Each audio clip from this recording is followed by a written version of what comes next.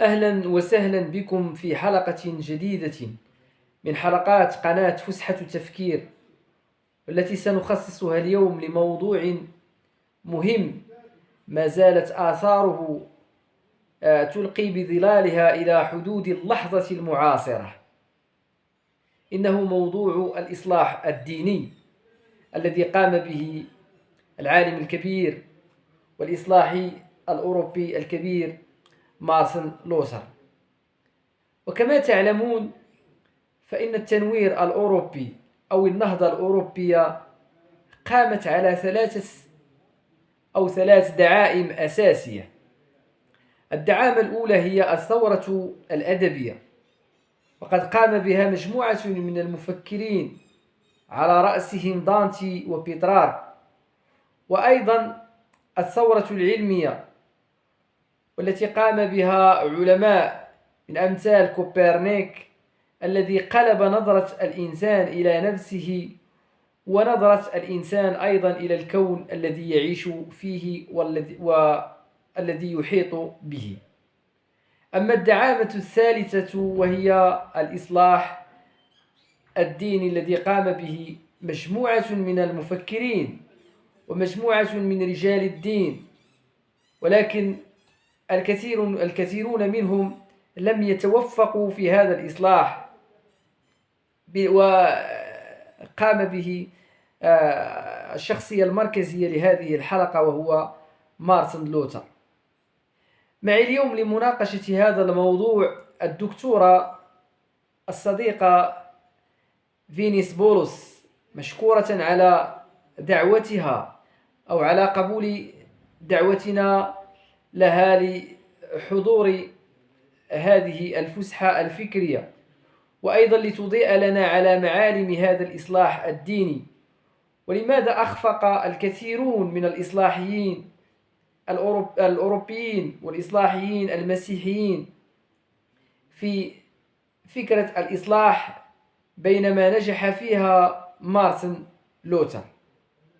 الدكتورة فينيس بولس من أوائل من حصلوا على الدكتوراه بجامعة سان فرانسيسكو، وقد حصلت عليها في مجال اللاهوت، ولها العديد من المساهمات الفكرية في مجال الأديان ومجال اللاهوت. فكي لا أطيل عليكم أترككم مع موضوع الإصلاح الديني مع مارتن لوثر، وفرجة ممتعة. أهلا بكم في دراسة عن شخصية أثرت في ليس فقط المجال الديني، ولكن في المجال الثقافي الاجتماعي السياسي، سواء بشكل مباشر أو غير مباشر. كلامنا هيكون عن مارتن لوثر. مارتن لوثر كشخصية في مجال البروتستانتية هو المصلح الأشهر، ولكنه ليس طبعا المصلح الوحيد.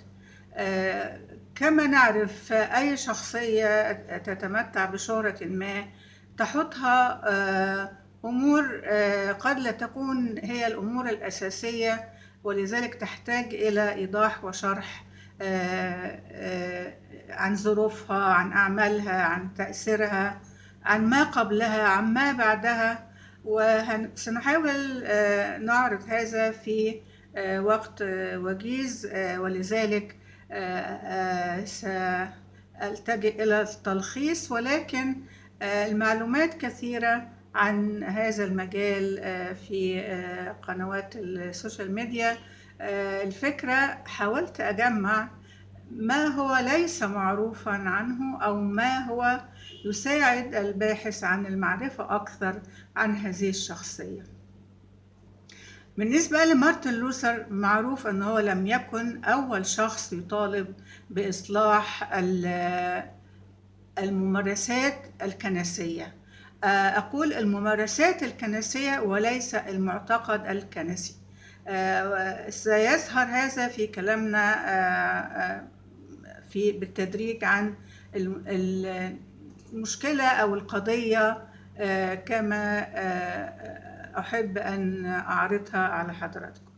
كشخص مارتن لوثر هو كان راهب، كانت أسرته أسرة تقية، اغتنت بعد أن حصلت على ثروة من التنقيب على الفحم، فكان أبوه مهتم إن هو يدرس ويكون متعلم تعليم جيد، فأرسله لدراسة الحقوق. هو من ألمانيا، من مواليد ألمانيا.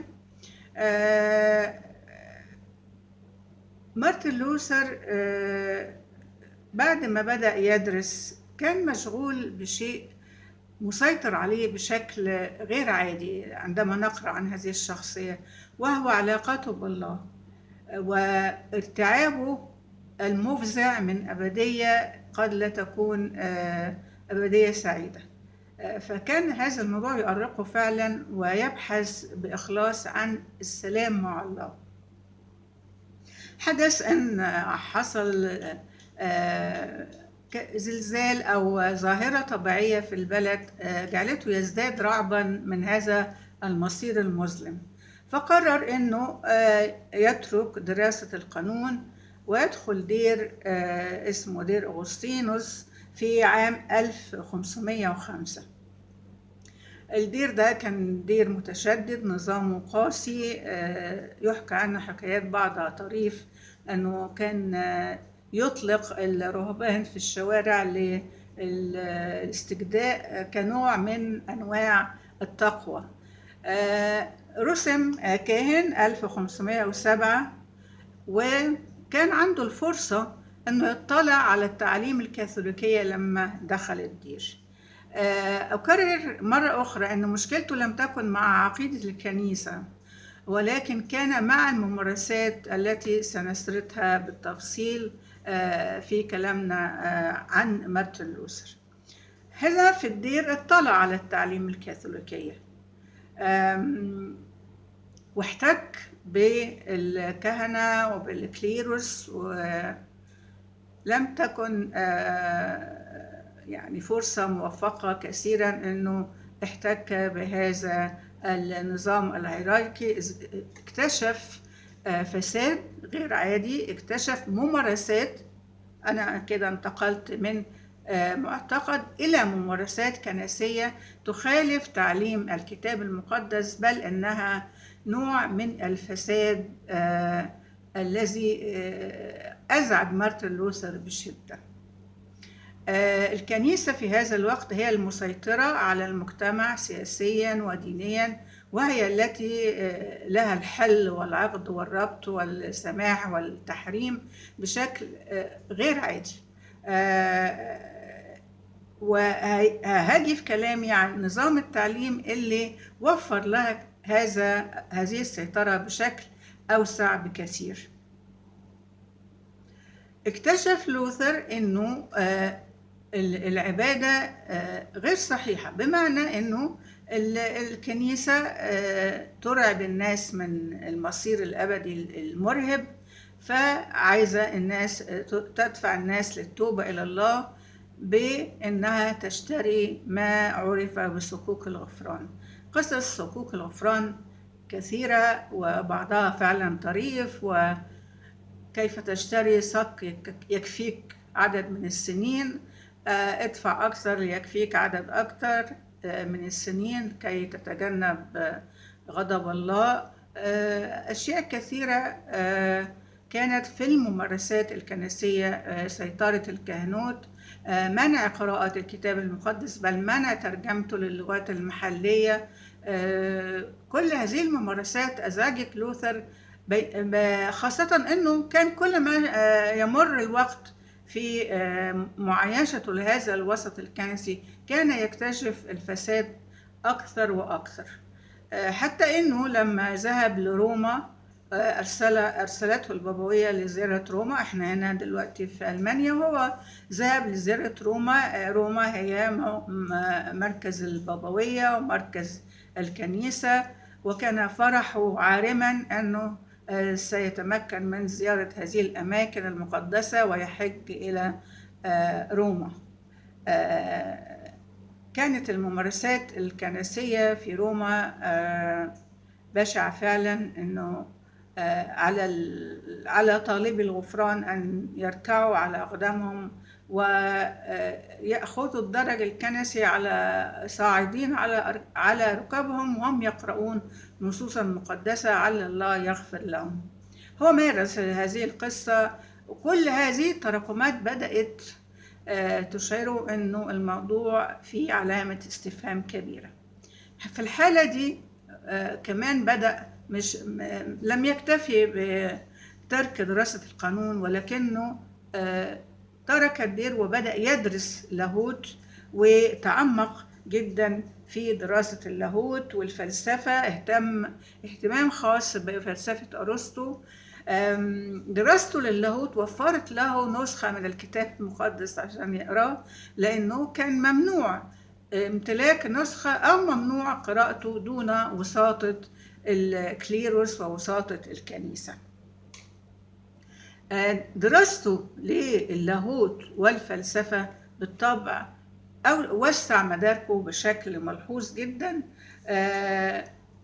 بدأ يقرأ عن استخدام العقل، أهمية التفكير، حرية العقل. في نفس الوقت لم يتخلى عن فكرة الله المحب وعبادته وممارساته الدينية، لأن هذا الدور كان ليه دور محوري في فكر لوثر اللاهوتي، فكرة ارتباطه بالله والبحث عنه. فعلا في قراءاته صادفته آية تقول: أما البار فبالإيمان يحيى. كانت هذه الآية هي القشة التي قسمت ظهر البعير كما يقال، لأنه اكتشف أنه البار يحيى بالإيمان، وبدأ يفكر ما معنى الحياة بالإيمان وليس بالأعمال القاسية التي تطالبه الكنيسة بها، وليس بصكوك الغفران، وليس بممارسات البر بالأعمال الصالحة كشرط لقبول الله للإنسان. الفكرة الرئيسية في هذه الحالة، حالة التفكير المشتت هذا، يجب أن نقدمها باختصار. الفكرة الرئيسية عند لوثر: الشعب المسيحي ليس في حاجة إلى سلطان البابا والكرادلة ليعبدوا الله وليقرأوا الكتاب المقدس. هم يستطيعون أن يمارسوا شؤون حياتهم دون أخذ موافقة السلطات الكنسية. قد نتذكر قصة جاليليو في هذا المجال، وقصة جاليليو فيها بعد أوسع مما هو معروف بشكل عام. ما نعرفه أن جاليليو اكتشف اكتشافا معينا وهو دوران الأرض حول الشمس، وأن الكنيسة رفضت هذا الاقتراح وحذرته إن لم يرجع فسيحاكم. كل هذه التفاصيل المعروفة. المشكلة بين جاليليو والكنيسة أن جاليليو لم يستشر الكنيسة قبل أن يعلن اكتشافه، لم يأخذ موافقة الكنيسة قبل أن يعلن اكتشافه. كل شيء يفعله الإنسان في هذا الوقت يجب أن يأخذ عليه موافقة الكنيسة. يجب أن تكون الكنيسة موافقة على اكتشافات، على فنون، على آداب، على أي أنشطة إنسانية. في الحالة دي تتحدد أهداف إصلاح مارتن لوثر. أولاً استعادة وجه الكنيسة الحقيقي، لأنه فعلاً كان الموجود شيء غير ما هو يتفق مع تعليم الكتاب المقدس بالكلية. إزالة شوائب الزمن وتنقيتها.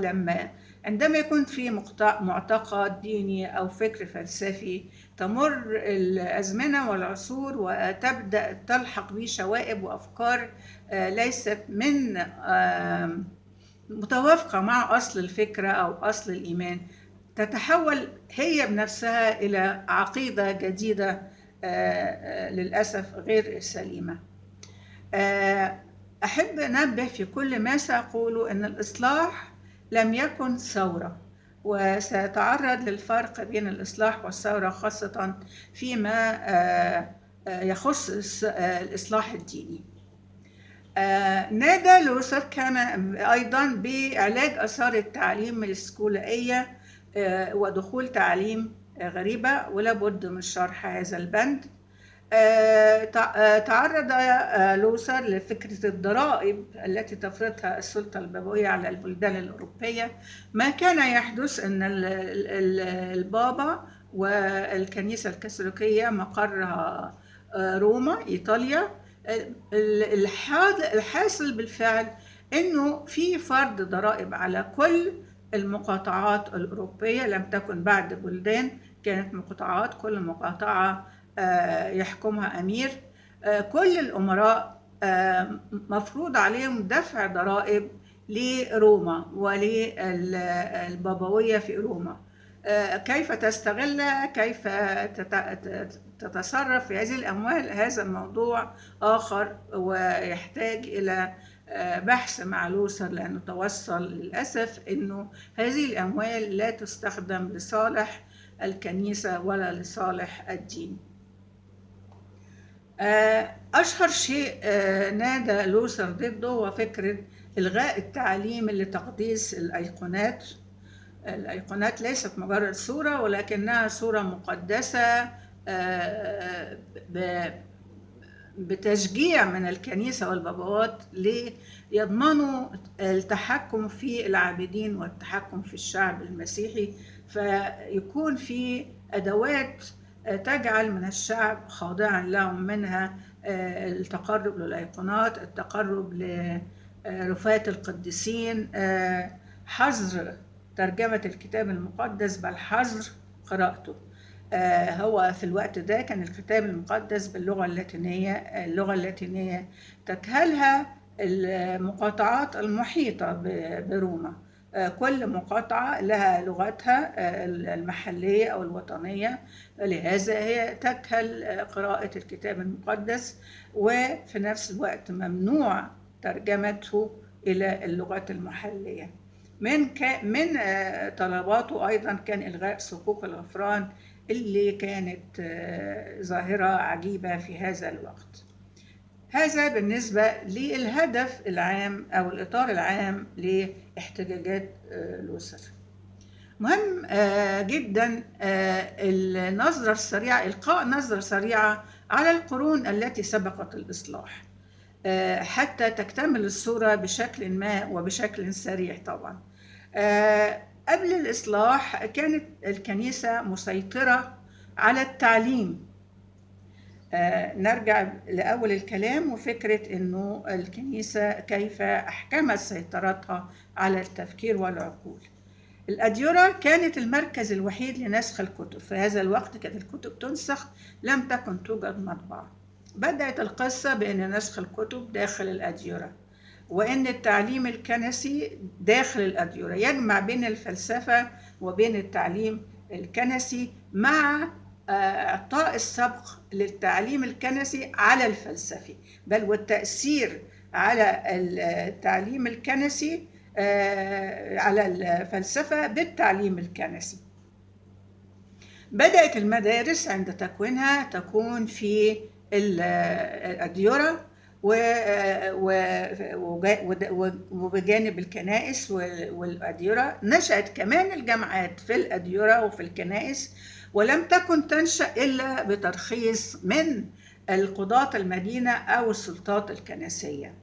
ففي الحالة دي إحكام القبضة تماما على التعليم، وشجع البابوات هذه الفكرة، لأنه يستطيعوا تغذية التعليم بما يناسبهم وبما يرونه يعلم ضد الهرطقات، وبما يعزز أفكارهم وعقائدهم في هذا الوقت. عرف هذا التعليم بالسكولاسي، اللي هو يجمع ما بين خلط المادة الدينية بالمادة العلمية، وفي الحالة دي الابتعاد عن المنهج التجريبي والعلمي وتغذية العلوم بما يوافق أفكار السلطة الدينية. في الحالة دي كل هذه المنظومة التعليمية فكرة خاضع لمبدأ السلطة الكنسية. القضية والخلاف بين لوثر والكنيسة، تكلمنا عن المواضيع اللي اعترض عليها لوثر في الممارسات، لكن كإطار لاهوتي القضية كانت اعتراض لوثر على لاهوت التبرير الكاثوليكي في نقطة إنه التكفير عن الخطايا لا يتم إلا بأعمال الخير، بينما لوثر عندما صادفته آية أما البار فبالإيمان يحيى وجد أن الإيمان بالله وحده هو الذي له المبادرة، والله نفسه هو الذي يأخذ المبادرة للاقتراب للإنسان، وأن الأعمال الحسنة ثمرة ضرورية للإيمان وليس العكس. تعليم البابوات أنه الأعمال الحسنة التي منها جزء كبير منها لصالح الكنيسة وصكوك الغفران ولغفران الخطايا تبدأ إلى أن يأتي الإيمان، ولعله يأتي الإيمان. ولكن لوثر لم يرى أن هذا موافق لتعليم الكتاب المقدس. رأى أن الكتاب المقدس وحده هو الذي مصدر الإيمان بالنعمة وبيسوع المسيح والمجد لله وحده. ومن هنا ظهرت سولا سكريبتورا أو الخمس وحده: الإيمان وحده، النعمة وحدها، يسوع المسيح وحده، المجد لله وحده، وهكذا، والكتاب المقدس وحده. الشائع أن لوثر قال هذه الخمس بنود، ولكن هو استخلص عموما من تعليم المصلحين كافة. يهمني أتكلم أن لوثر لم يكن سائرا، لأنه فرق بين الثورة والإصلاح. الثورة تغيير وضع قائم قلب الأمور رأسا على عقب بشكل عنيف، إحلال جديد محله إحلالا جذريا، يعني ينتج وضع مختلف لا غير الذي كان موجودا إطلاقا. كأني لو طبقت على لوثر يبحث عن مجالات أخرى غير الكتاب المقدس غير المسيح، ولهذا هو نجد الخمسة بنود التي أصر عليها كاتصال بالإيمان المسيحي من بدايته وليس انقطاع. الانقطاع معناه رفض المخالف، ينشأ عنه اندثار لما كان قبلا. الإصلاح تطور وتواصل تاريخي بما قبله، والقدرة على إبداع باتصال وليس بانقطاع. الإصلاح إمكان تطور الأصلي ولكن ليس إمكان الانقطاع عنه. يعطينا الإصلاح رؤية جديدة متقدمة متطورة. في نقطة مهمة خالص هي لماذا فشل الإصلاح قبل لوثر؟ معروف إن قبل لوثر كان في مصلحين كثيرين ظهروا، بعضهم حكم عليه بالقتل، بعضهم أحرق، بعضهم طرد من موقعه. فكان في مصلحين ولكن لم ينجحوا. ولماذا لم ينجحوا ولماذا نجح لوثر؟ أيام قبل لوثر في القرن 12 ل 15 ضغوط الكنيسة كما سردنا قوية، وبقى حاضنة دينيا واجتماعيا وسياسيا لكل أنشطة الحياة. صعب جدا مواجهة البابا والكنيسة ونفوسها وسلطانه. الساحة الشعب والأمراء في هذا الوقت غير مستعدين لقبول الإصلاح. هذا هو الوضع السائد، وهم خاضعين بالسلطات الدينية، وهكذا الأمور تسير.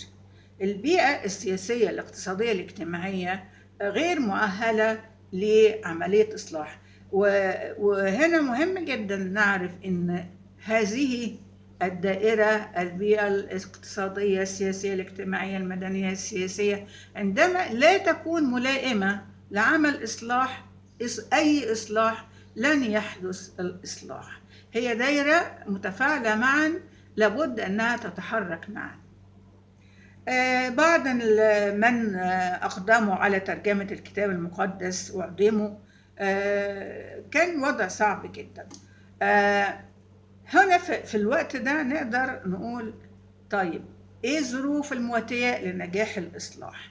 هنلاقي بدأ التعليم يخرج عن سيطرة الأديرة، انتشر العلم والجامعات، وهذا سببه تفاعل مع عامل اقتصادي آخر، أنه بدأت أوروبا تتحرك خارج نطاق الإقطاع ونطاق المجال الزراعي، فحركة الاقتصاد بدأت تتحرك، الشعب والأمراء بدأوا يجدوا أنشطة جديدة تدعوهم لفك القيد الديني هذا. النزعة الإنسانية بدأت تنتشر في إيطاليا وتنتقل بمبادئها الإنسانية إلى باقي أوروبا بداية من القرن الخامس عشر. كانت عاملاً لتغيير الحياة الفكرية والثقافية تماماً في هذه الفترة، إلى أن تظهر المطبعة في نفس هذه الفترة فتكون هي العامل الذي نشر كل هذه الثقافات والتغيرات والإنسانية والتعليم. فكان عامل خطير، إنك لم تعد تحتاج لنسخ الكتاب، الفكرة تطبع في كتاب وتنشر